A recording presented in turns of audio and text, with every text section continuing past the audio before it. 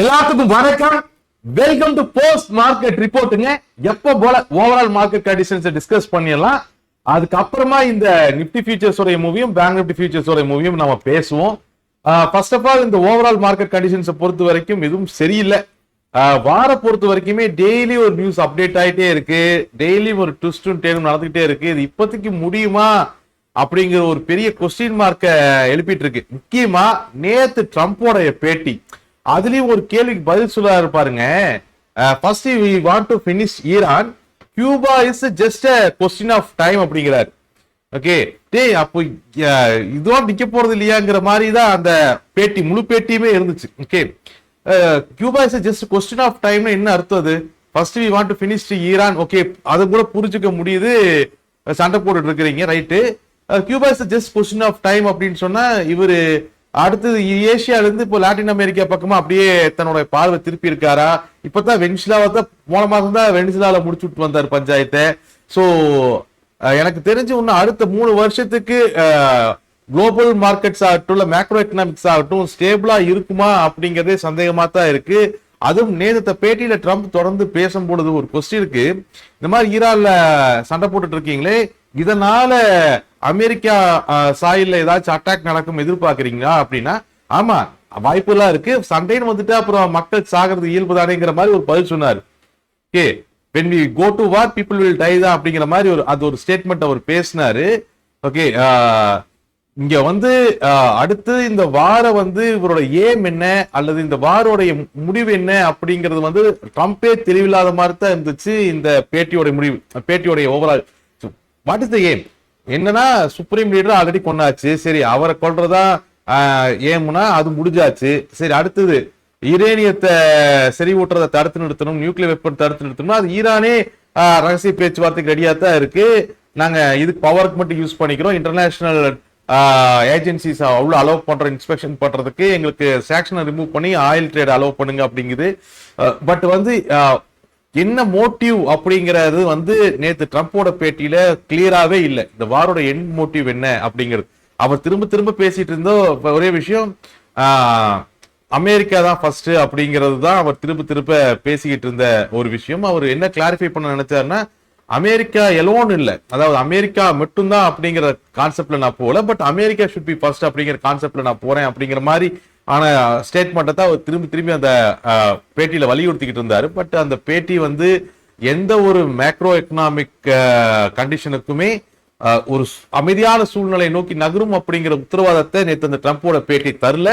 So அதுதான் இன்னைக்கு மார்க்கெட்ல பெரிய லெவலில் பிரதிபலிச்சுக்கிட்டு இருந்ததை பார்த்தோம். ஒரு பக்கம் அமெரிக்காவும் ஈரானும் அல்லது அமெரிக்கா ஈரான் இஸ்ரேல் இவங்க எல்லாம் வார அடுத்த கட்டத்துக்கு கொண்டு போயிட்டு இருக்காங்க. அதாவது ட்ரோன் விட்டு சண்டை போட்டுட்டு இருக்காங்க. முதல்ல நான் ஹாஸ்டல்ல படிக்கும் பொழுது எங்க ஹாஸ்டலுக்கு பக்கத்து ஹாஸ்டலுக்கும் இந்த பேப்பர்ல ராக்கெட் செஞ்சு விட்டு சண்டை போட்டுட்டு இருப்போம். நான் சொல்றது ஒரு 40 வருஷத்துக்கு முன்னாடி. உண்மையாலுமே இன்னைக்கு அது நடந்துகிட்டு இருக்கு. வெறுமனே ட்ரோன் அட்டாக்காவே கிட்டத்தட்ட 2-3 நாட்களா போய்கிட்டு இருக்கு. ஸோ இது இந்த வார்பேரை, இந்த வார அடுத்தது என்னென்ன டெக்னாலஜிஸ் உள்ள கொண்டு வரும் தெரியல. ஏற்கனவே பென்டகனுக்குமே ஆந்த்ரோபிக் ஏஐக்கும் நடுவில் பெரிய பஞ்சாயத்து போய் பென்டகன் ஆந்த்ரோபிக்க சப்ளை செயின் ரிஸ்க்னு பிளாக் லிஸ்ட் பண்ணவும், மைக்ரோசாஃப்ட் தொடர்ந்து எங்களோட ப்ராடக்ட்ஸ் எல்லாம் ஆந்த்ரோபிக் ஏஐ அலோவர்தா அப்படின்னு அவங்க பேசவும், ஆந்த்ரோபிக் கோர்ட்ல கேஸ் போறேன் கோர்ட்டை நோக்கி நகர ஆரம்பிக்கிறதும் அங்கிட்ட ஒரு பஞ்சாயத்து நடந்துட்டு இருக்கு. பட் அது பென்டகனுடைய ஒட்டுமொத்த ஏவுமே ஏஐ வெப்பனைஸ் ஆக்குறதா அப்படிங்கிறது அந்த ஒட்டுமொத்த கான்வர்சேஷன் அல்லது அந்த ஒட்டுமொத்த சினாரியோ பார்க்கும்போது தெரியுது. பட் எனிவே அது எப்படி போகுது அப்படிங்கிறது ஒரு பக்கம் பார்க்கலாம். இன்னொரு பக்கம் துபாயில இப்ப பெரிய பஞ்சாயத்து என்னன்னா, நீங்க துபாய் பக்கம் போனீங்கன்னா கோல்டு சீப்பா கிடைக்குது. ஆக்சுவலா பெரிய அளவுல தங்கம் துபாயில இருந்து வெளியே ஷிப் பண்ண முடியாம, இந்த வார்னால துபாயில இருந்து பெரிய அளவுல தங்கத்தை ஷிப் பண்ண முடியாம துபாயில அந்த ஸ்டாக்கை கிளியர் பண்றதுக்காக மார்க்கெட் ரேட் பெஞ்ச் மார்க்கெட் காட்டிலும் ரொம்ப கம்மியான விலையில பிசிக்கல் கோல்டு துபாயில சேல்ஸ் ஆகிட்டு இருக்கிறதா நிறைய நியூஸ்கள், தகவல்கள் நிறைய நியூஸ் பேப்பர்ல பப்ளிஷ் ஆகிட்டு இருக்கு. ஓகே, நான் சொல்ற நியூஸ் பேப்பர் எல்லாம் ப்ளூம்பர்க், நியூயார்க் டைம்ஸ் மாதிரி news paper, Tamil Nadu news paper, தமிழ்நாட்டுல இது யூடியூப் சேனல் ஓபன் பண்ணா அந்த ஜோடியா ஏஐயா இல்ல உண்மையாலுமேவா அப்படிங்கிற விவாதத்தை தான் பெருசா பண்ணிக்கிட்டு இருக்காங்க. ஸோ இந்த நம்ம ஊர் யூடியூப் சேனல்கள் எல்லாத்தையும் விட்டுருங்க, ஏன்னா திறந்தாலே அந்த விவாதத்தை தவிர ஒண்ணுமே இருக்க மாட்டேங்குது. பட் அவுட் சைட்ல நம்ம பார்த்தோம் அப்படின்னு சொன்னோம்னா மிகப்பெரிய பிரச்சனைகள் நிறைய நடந்துகிட்டு இருக்கு. இந்தியாவை பொறுத்த வரைக்குமே இந்தியாவுடைய எல்பிஜி கேஸ் தட்டுப்பாடு அப்படிங்கிறது கிட்டத்தட்ட உறுதியாகிற நிலைமையில தான் இருக்கு. ஸோ இந்திய கவர்மெண்ட் இப்ப என்ன பண்ணிருக்குன்னா, இந்த ஆயில் ரிஃபைனரி சென்டர்ஸ் இருக்கு இல்லையா, அங்கெல்லாம் வந்து இப்போ ஆயில் ரிஃபைனரி சென்டர்ஸ் போக மிச்சம் இருக்கக்கூடிய கெப்பாசிட்டியில எல்லாத்துலயும் எல்லா இடங்கள்லயுமே எல்பிஜி கேஸை தயாரிக்கிறதுக்கு உத்தரவு போட்டிருக்காங்க. ஸோ சூழ்நிலைய சரி பண்றதுக்கு இந்தியன் கவர்மெண்ட் போராடிக்கிட்டு இருக்கீங்க. ஓகே, ஒரு பக்கம் ஆயில் சப்ளை தடுத்து நிறுத்தப்பட்டிருக்கு. ஆயில் சப்ளை இல்ல, அது மட்டும் இல்ல, ஆயில் சப்ளை காட்டிலும் இப்ப கவர்மெண்ட்டுக்கு இந்தியன் கவர்மெண்ட்டுக்கு இருக்கக்கூடிய மிகப்பெரிய பிரச்சனை வந்து இந்த சமையல் எரிவாயு தான். சமையல் எரிவாயு பிரச்சனை பெருசாச்சு, அது ஷார்டேஜ் ஆச்சு அப்படின்னு சொன்னா அது சமையல் கட்டு வரைக்கும் அந்த பிரச்சனை பிரதிபலிக்கும். ஸோ அந்த பிரச்சனையை தடுக்கிறதுக்கு இந்தியன் கவர்மெண்டோட ஸ்டெப்ஸை நம்ம பாராட்டலாம். ஒன்னு வந்து ஆயில் ரிஃபைனரிஸ்ல எல்பிஜி கேஸை ப்ரொடியூஸ் பண்றதுக்கான மூவ். ரெண்டாவது அமெரிக்கா கிட்ட இருந்து 30 நாள் வேவர் வாங்கியிருக்காங்க ரஷ்யாவில இருந்து ஆயில் மறுபடியும் திரும்பி வாங்குறதுக்கு. என்ன சங்கடம்னா, ரஷ்யா கிட்ட நம்ம ஆயில் வாங்குறதுக்கு அமெரிக்கா வேவர் தர வேண்டிய கட்டாயத்தில் இருக்கிறதா இங்க சங்கடமான விஷயம். பட் வந்து எனிவே இப்போதைக்கு சூழ்நிலை பொறுத்த வரைக்கும் 30 நாள் வந்து அமெரிக்கா வேவர் தந்திருக்கு. ரஷ்யா கிட்ட நம்ம மறுபடியும் பழையபடி ஆயில இம்போர்ட் பண்ணிக்கிறதுக்கு ரஷ்யாவுமே ஆயில் கொடுக்குற ரெடியா தான் இருக்கு. ஸோ அந்த ஒரு பக்கம் பஞ்சாயத்து போயிட்டு இருக்கு. ஸோ ரஷ்யால இருந்து ஆயில் வர்றது அப்படிங்கிறது ஹார்மோஸ் ஜலசந்திக்கும் எந்த சம்பந்தம் இல்லைங்கிறதுனால அந்த ஆயில் பிரச்சனைகள் இந்தியாவை பொறுத்த வரைக்கும் இப்போதைக்கு ஆயில் பிரச்சனை வந்து ஓரளவுக்கு சுமூகமா முடியும் அப்படின்னு எதிர்பார்க்கலாம். பெரிய அளவு பிரைஸ் ஹைக் இருக்காது அப்படிங்கிற சூழ்நிலையை எதிர்பார்க்கலாம். இந்த பஞ்சாயத்துகள்லாம் ஒரு பக்கம் நடந்துகிட்டு இருக்கு. இது போக இந்த வாருனால எக்ஸ்போர்ட் பிசினஸ் வந்து இந்தியாவில மிகப்பெரிய அளவுல பாதிக்கப்பட்டிருக்கு. இன்னைக்கு காமர்ஸ் மினிஸ்டர் அதை பத்தின டீடைல் பேட்டி கொடுத்திருந்தாரு. டெய்லியும் எல்லா எக்ஸ்போர்ட்டர்ஸையும் கூப்பிட்டு பேசிட்டு இருக்கோம் அப்படிங்கறது இன்ஃபார்ம் பண்ணிருக்காங்க. ஏன்னா இங்க ஹார்மோஸ் ஜலசந்தியில நடக்கக்கூடிய பிரச்சனை அதை வந்து நாங்க முழுசாலாம் க்ளோஸ் பண்ணல அப்படிங்கிற மாதிரி தான் சொன்னாலுமே அங்க நிறைய கண்ணி வெடிகளை போட்டு வச்சிருக்கிறதா நிறைய தகவல்கள் ஆல்ரெடி பரவிருச்சு. ஸோ ஆப்வியஸ்லி அந்த வழியா சிப்புகள் போறதுக்கும் இன்சூரன்ஸ் காஸ்ட் பே பண்றதுக்கும் இன்சூரன்ஸ் கம்பெனிகளோ இல்ல சிப்போடைய ஓனர்ஸ் கண்டெய்னர் ஓனர்ஸ் யாருமே ரெடியா இல்லை.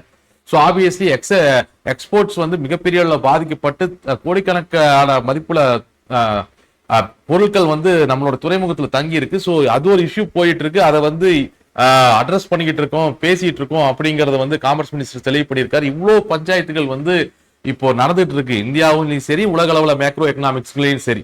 இதில் நீங்க லிஸ்ட் பண்ணீங்கன்னா ஒன்னு வார் தொடர்ந்து கன்யூ ஆயிட்டு இருக்கிறது, ரெண்டாவது ட்ரம்போட பேட்டி, அடுத்து கியூபாவை அவர் டார்கெட் பண்ணுனது, இன்னொன்னு ஏஐ சம்பந்தமான இஷ்யூஸ், அது சம்பந்தமா ஆந்த்ரோபிக் கோர்ட்டுக்கு போறது, ஏஐ வெப்பனைஸ் ஆகக்கூடிய இஷ்யூஸை நம்ம பார்த்துக்கிட்டு இருக்கிறோம். இது போக கோல்டை வந்து துபாயில இருந்து வெளியே ஷிப் பண்ண முடியாம பிரச்சனைகள் இருக்காங்க. அங்க வாங்கறதுக்கு மார்க்கெட் பிரைஸ் காட்டி ரொம்ப சீப்பா கொடுத்துருக்காங்க. அதனால கோல்டோட பிரைஸுமே ஏறதுல சிரமப்பட்டுக்கிட்டு இருக்கு. இந்த மாதிரி வார சூழ்நிலைகள்ல நார்மலா பணத்தை எல்லாத்தையும் கோல்டு நோக்கி முடக்கிறத நம்ம பார்ப்போம். பட் இந்த தடவை அதுக்கான வாய்ப்பும் இல்லை. அது ரெண்டு காரணம், ஆல்ரெடி கோல்டு பீக்ல இருக்கு, கன்சல்டேஷன் ஜோன்ல இருக்கு.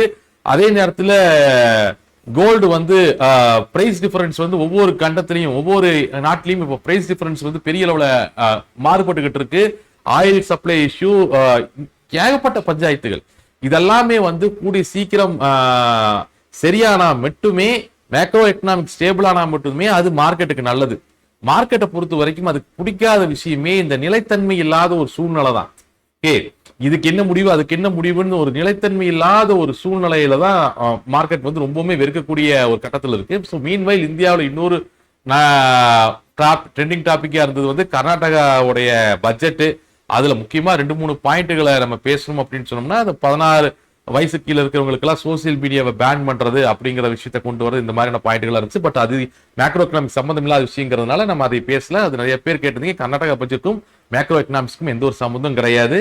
அது இன்னைக்கு நிறைய அனௌன்ஸ்மெண்ட்ஸ் வந்து கொஞ்சம் அவுட் ஆஃப் தி பாக்ஸ்ல இருந்ததுனால கர்நாடகா பட்ஜெட் இன்னைக்கு ட்ரெண்ட் ஆச்சு, வேற ஒன்றும் இல்லை. சரி, அதை விட்டுருவோம் நம்ம.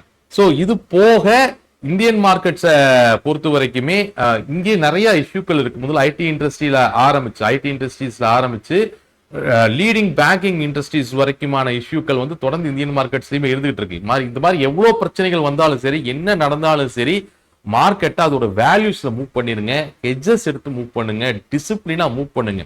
ஓகே, ஏன்னா இதெல்லாம் புது பிரச்சனையெல்லாம் கிடையாது. மார்க்கெட் இந்த மாதிரியான பிரச்சனைகள் ஆல்ரெடி நிறைய சந்திச்சிருக்கு. 2007 எல்லாம் வந்து ஒரு கட்டத்துல அடுத்தது என்னன்னே தெரியாத அளவுக்கு குழப்பங்கள்லாம் இருந்ததை நம்ம பார்த்துக்கிட்டு இருந்தோம். நம்ம ஆல்ரெடி நிறைய இடங்கள்ல பேசியிருக்கேன். இந்த market second world war first world war எல்லாம் தாண்டி தான் இங்க வந்து உட்கார்ந்துட்டு இருக்கு. ஓகே, Y2K ப்ராப்ளத்தையும் ஃபேஸ் பண்ணிட்டு தான் இங்க வந்து உட்கார்ந்துட்டு இருக்கு. ஸோ எல்லா பிரச்சனைகளுமே மாறிக்கிட்டே இருக்கும். ஸோ மார்க்கெட்டை வேல்யூஸ்ல ஹேண்டில் பண்ணலாம். வேல்யூஸை டிஸ்கஸ் பண்ணிடலாம் ஃபர்ஸ்ட் ஆஃப் ஆல். ஓகே, வேல்யூஸை பொறுத்த வரைக்கும் பெரிய காம்ப்ளிகேட்டடா தான் இன்னைக்கு ஒன்றும் இல்லை.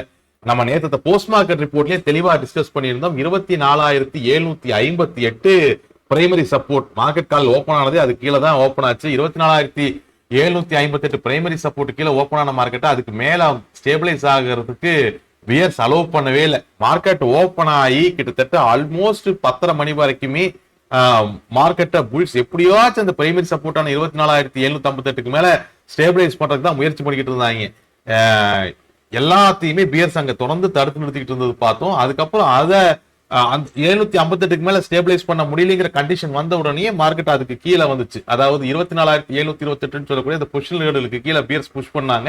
அப்புறம் செகண்ட் அட்டெம்ப்ட்டுமே புல்ஸ் மறுபடியும் 24,728ங்கிற பொசிஷனல் லெவலுக்கு மேல மார்க்கெட்டை புஷ் பண்றதுக்கு கிட்டத்தட்ட எனக்கு தெரிஞ்சு 10:30 மணியில ஆரம்பிச்சு 1:30-2 மணி வரைக்கும் போராடினாங்க.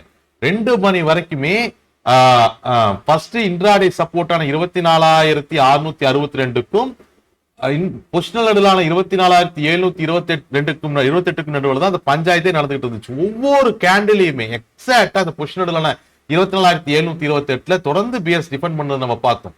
அதுல குழப்பமே இல்லை. அதே மாதிரி டவுன் சைட்ல மார்க்கெட்டை பிஎஸ் புஷ் பண்றதுக்கு தொடர்ந்து முயற்சி பண்ணிட்டு தான் இருந்தாங்க. ஃபர்ஸ்ட் இன்ட்ராடே சப்போர்ட்டான 24,662ல முடிஞ்ச அளவுக்கு பிஎஸ் புல்ஸ் போராடி தடுத்துக்கிட்டு தான் இருந்தாங்க.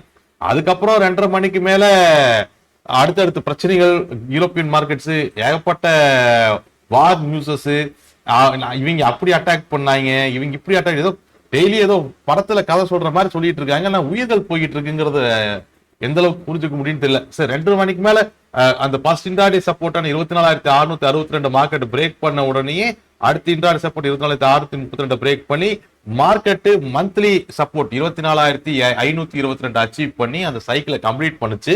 ஓகே, சோ நான் திரும்பவும் சொல்லக்கூடிய ஒரே விஷயம் தான், எவ்வளவு பஞ்சாயத்து நம்ம பார்த்துக்கிட்டு இருக்கோம். ஓகே, ஒரு பக்கம் ட்ரம்போட பேட்டி, இன்னொரு பக்கம் வார், இன்னொரு பக்கம் கோல்டு இஷ்யூ, இன்னொரு பக்கம் ஆயில் கேஷ், எவ்வளோ இஷ்யூக்கள்லயுமே மார்க்கெட் அதோட வேல்யூக்கள்ல தொடர்ந்து அது பாட்டுக்கு மூவ் ஆகிட்டு இருக்கு.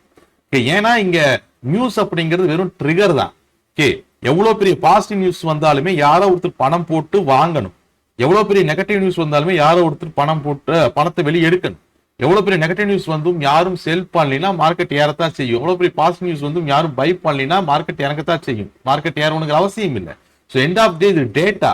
ஓகே, எண்ட் ஆஃப் டே மார்க்கெட்டுங்கிறது ஒரு மேக்ஸ் அண்ட் லாஜிக்ஸ். மார்க்கெட்ஸை நம்ம பேசிட்டே தான் இருக்கிறோம், பல வருஷமா பேசிட்டே தான் இருக்கிறோம். ஸோ தொடர்ந்து பல வருஷமா டெய்லியும் அந்த மார்க்கெட் அந்த வேல்யூல மூவ் ஆகிறத பார்த்துட்டு தான் இருக்கிறோம். ஸோ மார்க்கெட்டை முடிஞ்ச அளவுக்கு ஹெட்ஜஸ்ல டிசிப்ளினா மூவ் பண்ணுங்க, ஹெட்ஜஸ் எடுத்து டிசிப்ளினா மூவ் பண்ணுங்க, வேல்யூஸ்ல மூவ் பண்ணுங்க.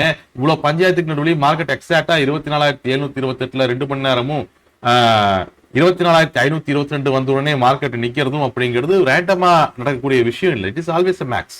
சரி, மார்க்கெட்டோடைய க்ளோஸ பொறுத்த வரைக்கும் 24,565 இது ஒரு பிளாட்டோ நெகட்டிவ் க்ளோஸ் தான், அதெல்லாம் குழப்பம் கிடையாது. இந்த க்ளோஸ பொறுத்த வரைக்குமே மார்க்கெட்டினுடைய பிரைமரி ரெசிஸ்டன்ஸ் 24,632, பிரைமரி சப்போர்ட் 24,558.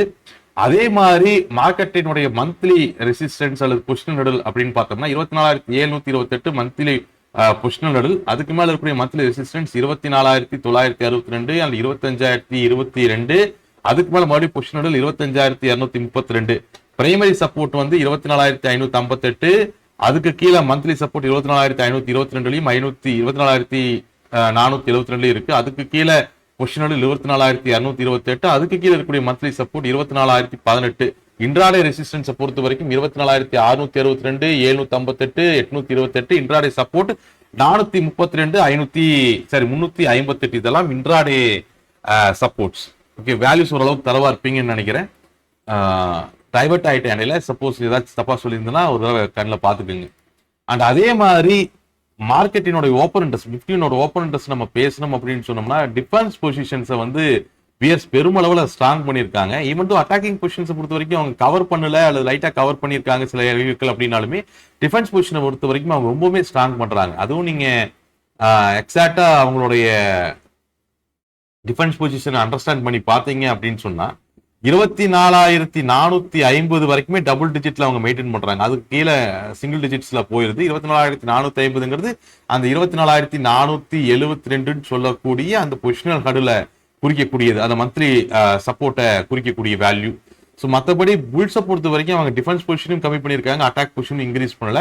பியர்ஸை பொறுத்த வரைக்கும் டிஃபென்ஸ் பொசிஷன் எல்லாம் ஸ்ட்ராங் பண்ணியிருக்காங்க, அட்டாக் பொசிஷன்ஸை பொறுத்த வரைக்கும் பெரிய அளவு கம்மி பண்ணல. பட் சொற்ப அளவுல தான் இருக்கு, பட் பெரிய அளவு கம்மி பண்ணல. டிஃபென்ஸ் பொசிஷன் ரொம்ப ஸ்ட்ராங்கா மெயின்டைன் பண்ணிட்டு இருக்காங்க பியர்ஸ். அதே மாதிரி பேங்க் நிஃப்டியினுடைய ஓப்பன் இன்ட்ரெஸ்ட், பேங்க் நிஃப்டியோட மூவ் பொறுத்த வரைக்குமே பெரிய காம்ப்ளிகேட்டட் மூவ் எல்லாம் இல்லை. 58,888, அதாவது பியர் சிங்கோடைய ஸ்டார்டிங் பாயிண்ட். ஓப்பன் ஆனோடனே நெகட்டிவ் ஓப்பன் தான். 58,888ங்கிறது பியர் சிங்கோட ஸ்டார்டிங் பாயிண்ட்ல ஒரு அரை மணி நேரம் பஞ்சாயத்து பண்ணி அதை பியர்ஸ் பிரேக் பண்றாங்க. அப்புறம் நேரம் அங்கிருந்து 58,318 அப்படின்னு சொல்லக்கூடிய அடுத்த அந்த பியர் சிங்கோட எண்ட் பாயிண்ட் அச்சீவ் பண்றோம். அங்கிருந்து அடுத்த பியர் சிங்கோட ஸ்டார்டிங் பாயிண்ட் 57,862 நோக்கி நகர்றதுக்கு பியர்ஸ் முயற்சி பண்ணாங்க. அதுக்குள்ள பாதியில் மார்க்கெட் டைம் முடிஞ்சு போச்சு. கிட்டத்தட்ட கன்சாலிடேஷன் ரேஞ்சில் க்ளோஸ் பண்ணியிருக்காங்க. அதாவது 58,318 சொல்லக்கூடிய பியர் சிங்கோட எண்டிங் பாயிண்ட்டுக்கும் 57,862 சொல்லக்கூடிய அடுத்த பியர் சிங்கோட ஸ்டார்டிங் பாயிண்ட்டுக்கு நடுவுல மார்க்கெட்டை க்ளோஸ் பண்ணியிருக்காங்க. க்ளோஸ் வந்து 58,020. இது ஒரு ஃபிளாட் டு பாசிட்டிவ் க்ளோஸ். இந்த க்ளோஸை பொறுத்த வரைக்குமே நாளத்த மார்க்கெட்டினுடைய, அதாவது திங்கட்கிழமை மார்க்கெட்டினுடைய 58,032 பிரைமரி ரெசிஸ்டன்ஸா இருக்கும். 57,958 பிரைமரி சப்போர்ட்டா இருக்கு. பிரைமரி ரெசிஸ்டன்ஸுக்கு மேல மந்த்லி ரெசிஸ்டன்ஸ் பாத்தீங்கன்னா 58,318, 58,888, 59,122, 59,758, 57,958 பிரைமரி சப்போர்ட்டுக்கு கீழே மந்த்லி சப்போர்ட்ஸ் வந்து 57,862, 57,232, 56,758, 56,138. இதெல்லாம் அடுத்தடுத்த monthly supports. And open interest பொறுத்த வரைக்கும் பியர் ஸ்ட்ராங்கான டிஃபென்ஸ் மெயின்டைன் பண்ணிட்டு இருக்காங்க. புல்ஸ் ஆல்மோஸ்ட் புல்ஸ் ஆல்மோஸ்ட் எல்லா இடங்கள்லயுமே டிஃபென்ஸ் பொசிஷன்ஸ் கவர் பண்ணிட்டாங்க. டிஃபென்ஸ் பொசிஷன் கவர் பண்ணல, அட்டாக்கிங் பொசிஷன்ஸ் ஃபுல்லா கவர் பண்ணிட்டாங்க. டிஃபென்ஸ் பொசிஷன் பெருசா அவங்க கவர் பண்ணல, ஏன்னா அடுத்த பியர் சிங்கிள் இன்னும் போகல அவங்க. ஸோ ஆப்வியஸ்லி டிஃபென்ஸ் பொசிஷன் இன்னுமே புல்ஸ் கொஞ்சம் மெயின்டைன் பண்றாங்க. பட் பியர்ஸை பொறுத்த வரைக்கும் அப்படி இல்லை, டிஃபென்ஸ் பொசிஷன் ரொம்ப ஸ்ட்ராங்காவே மெயின்டைன் பண்றாங்க. அட்டாக்கிங் பொசிஷன்ஸும் பியர்ஸ் கவர் பண்ணல. இங்க புல்ஸ் வந்து அட்டாக்கிங் பொசிஷன்ஸை கவர் பண்ணியிருக்காங்க. சரி, ஓரளவுக்கு நம்ம வேல்யூஸை பேசிட்டோம். அதே மாதிரி இதுவும் அண்டர்ஸ்டாண்ட் பண்ணியிருப்பீங்கன்னு நினைக்கிறேன். 2 நாள் வீக்கெண்டு வேற. வீக்கெண்ட்ல பொறுத்த வரைக்கும் ரொம்ப பேனிக் ஆகாதீங்க. எனக்கு தெரிஞ்சு எல்லாருமே ஹெட்ஜஸ் எடுத்து வச்சிருப்பீங்கன்னு நம்புறேன். ஓகே, ஹெட்ஜஸ் எடுக்காட்டி அப்புறம் 2 நாள் தூக்கம் போச்சு. நம்ம அப்புறம் வீட்டில் ஒய்ஃப் என்ன சொல்றாங்க கூட காது கேட்காது, ட்ரம்ப் என்ன சொல்லுவாரோ அப்படிங்கிற மனநிலையில தான் நம்ம 2 நாள் கழிக்க வேண்டியதா இருக்கும். இந்த ட்ரேடிங் ஃபீல்டை பொறுத்த வரைக்கும் ஓவர் நைட் பொசிஷன்ஸ் வைக்கும்போது ஹெட்ஜஸ் இல்லாமல் வச்சிங்க அப்படின்னு சொன்னா, ஹெட்ஜஸ் இல்லாமல் வச்சிங்கன்னு சொன்னா, நான் ஏதாவது முக்கியமான விஷயம் மற்றவங்க பேசும்போதும் கூட நம்மளுடைய கவனம் அப்படிங்கிறது மார்க்கெட்டு நம்மளோட பொசிஷன் சுத்தியே இருக்கும். இந்த வீக்கெண்டையே நம்ம மிஸ் பண்ணிடுவோம். ஸோ அதனால நான் ஒவ்வொரு வீக்கெண்ட்லயும் சொல்றதா, ஹெட்ஜஸ் இல்லாம பொசிஷன்ஸை வைக்காதீங்க. ஓகே, அப்படி இந்த 2 நாள்ல நம்ம கோடீஸ்வரன் ஆகணும் அப்படிங்கிற ஒரு விதி இருந்துச்சுன்னா பொசிஷன் வைக்காம கூட ஆயிரலாம். ஓகே, ஸோ ஹேண்டில் பண்ண பொழுது பணத்தை ஜாக்கிரதையா ஹேண்டில் பண்ணணும். மார்க்கெட்ல இருக்கும் பொழுது மறுபடியும் நம்ம மண்டே போஸ்ட் மார்க்கெட் ரிப்போர்ட்ல மீட் பண்ணலாம். இன்னும் இன்னைக்கு சாயங்காலத்திலிருந்து ஞாயிற்றுக்கிழமைக்குள்ள இன்னும் என்னென்னலாம் ட்ரம்ப் பண்ண போறாருங்கிறது தெரியல. பொறுத்திருந்து பார்ப்போம், பொறுமையா பார்ப்போம், பொறுமையா கையாளுவோம். Thank you very much.